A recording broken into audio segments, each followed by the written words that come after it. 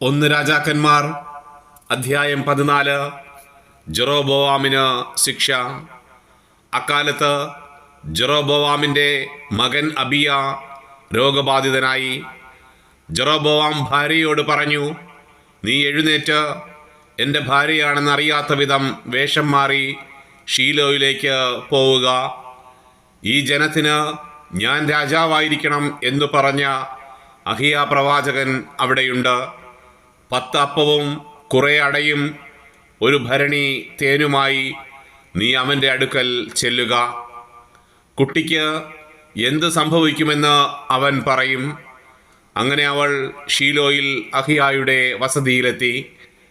വാർദ്ധക്യ നിമിത്തം കണ്ണ് മങ്ങിയിരുന്നതിനാൽ അവന് കാണാൻ സാധിച്ചില്ല. ജെറോബോവാമിൻ്റെ ഭാര്യ തൻ്റെ രോഗിയായ പുത്രനെക്കുറിച്ച് ചോദിക്കാൻ വരുന്നെന്നും അവളോട് എന്തു പറയണമെന്നും കർത്താവ് അഹിയായെ അറിയിച്ചു. വേറൊരുവളായി ഭാവിച്ചുകൊണ്ടാണ് അവൾ ചെന്നത്.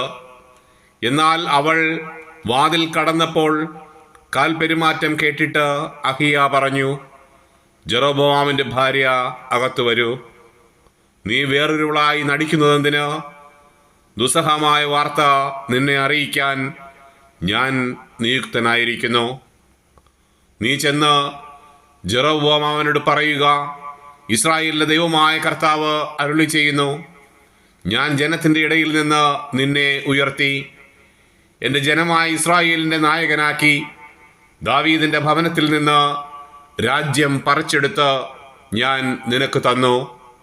നീയാകട്ടെ എൻ്റെ കൽപ്പനകൾ അനുസരിക്കുകയും എൻ്റെ ദൃഷ്ടിയിൽ നീതി മാത്രം ചെയ്ത് പൂർണ്ണ ഹൃദയത്തോടെ എന്നെ അനുഗമിക്കുകയും ചെയ്ത എൻ്റെ ദാസൻ ദാവീദിനെ പോലെയല്ല. മാത്രമല്ല, നിന്റെ മുൻഗാമികളെക്കാൾ അധികം തിന്മ നീ പ്രവർത്തിച്ചു.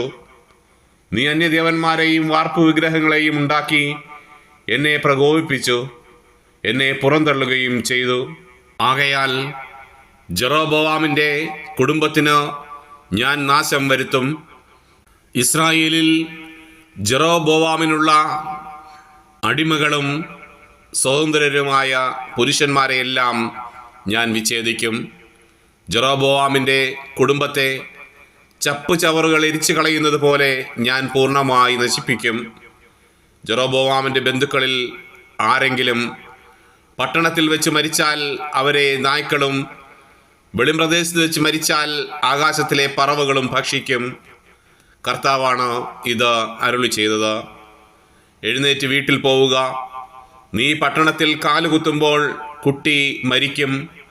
ഇസ്രായേൽ ജനം ദുഃഖം ആചരിക്കുകയും അവനെ സംസ്കരിക്കുകയും ചെയ്യും.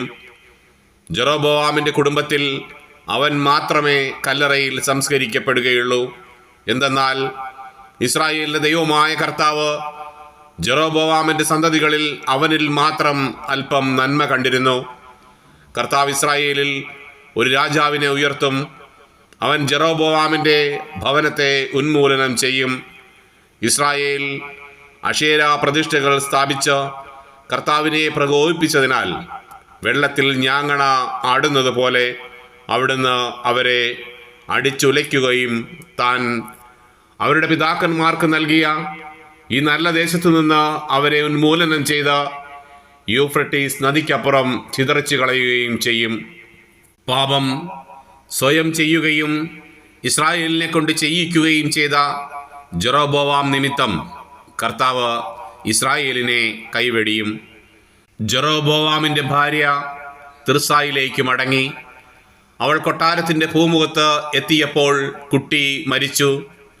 കർത്താവ് തൻ്റെ ദാസനായ അഹിയ പ്രവാചകനിലൂടെ അരുളി ചെയ്തതുപോലെ ഇസ്രായേൽ ജനം അവനെ സംസ്കരിച്ച് ദുഃഖം ആചരിച്ചു.